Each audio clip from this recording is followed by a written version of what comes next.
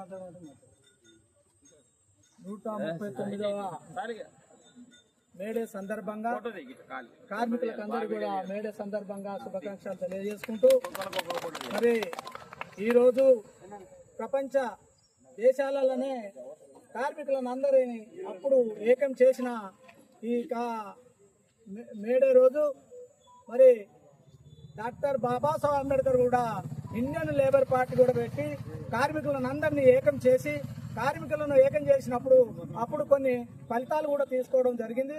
ఈ సందర్భంగా కార్మికులకు అందరికీ మేడే సందర్భంగా శుభాకాంక్షలు తెలియజేసుకుంటూ ముగిస్తున్నాం.